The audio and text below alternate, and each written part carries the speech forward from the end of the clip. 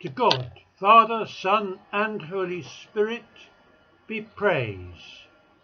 That's the last verse, isn't it, that we've just heard? And that's the centre of the walk of faith. And it brings us at this time when we are very aware of the role of government to the question of what it is to be a good citizen. How do we relate that to the question of keeping God at the centre of our lives? So let's explore the reading from the Gospel of Matthew, and here it is. Then the Pharisees went out and laid plans to trap Jesus in his words. They sent their disciples to him along with the Herodians. Teacher, they said, we know that you are a man of integrity and that you teach the way of God in accordance with the truth. You aren't swayed by others because you pay no attention to who they are.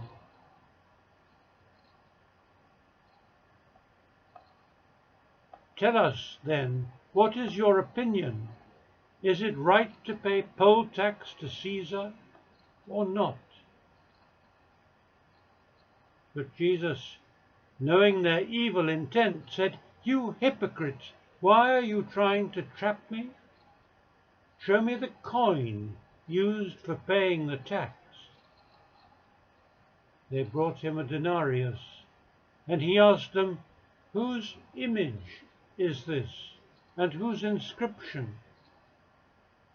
Caesar's, they replied.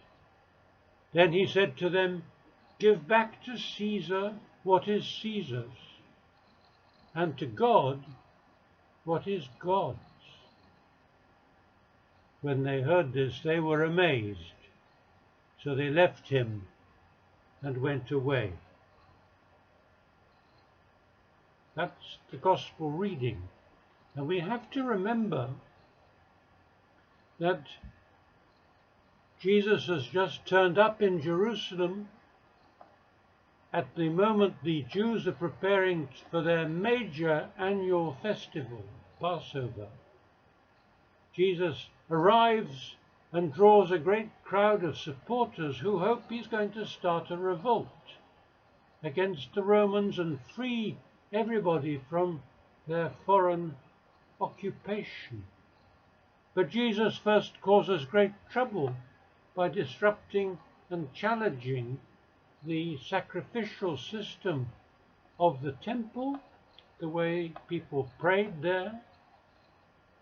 And then he challenges the leaders, the religious leaders who were in cahoots with the Roman authorities, and said, You don't know what is really God's way.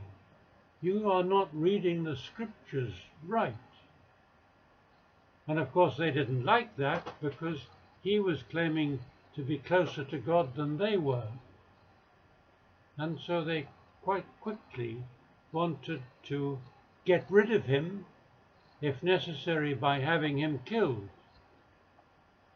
Also, they didn't want him to upset the cart with the Romans, because they knew the Romans were a lot more powerful than anybody else.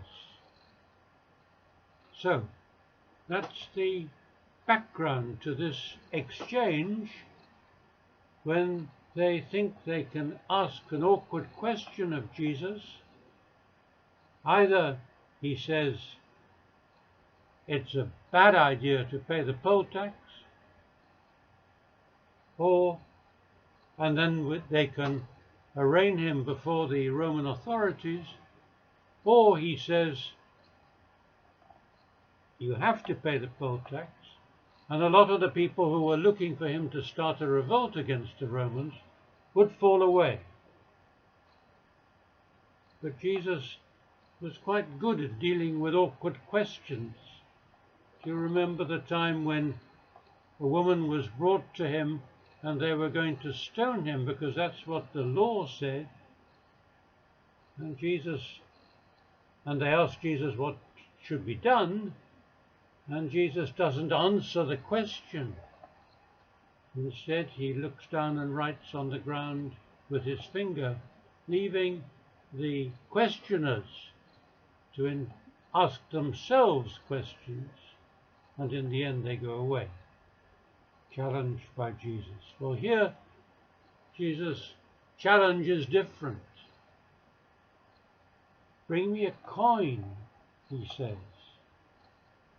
And you know about coins, don't you? They've got somebody's head on them. Nearly always, for thousands of years, it's been like that. Whose head? The head of the person who had the coin made, who's responsible for it. A Roman emperor in this case, Tiberius. And it says on the coin, Tiberius is a god and the son of a god. And on the other side, it describes him as priest. So it's absolutely not at all what Jesus would approve of, or any Jew. But I'd like to have seen Jesus' face when he was having this conversation. But I think it was plain from his whole body language that he hated the whole system of Roman occupation, but it wasn't the most important thing. The most important thing was that people should live God's way in love and care for each other, Romans or not. That's the thing that Jesus wanted.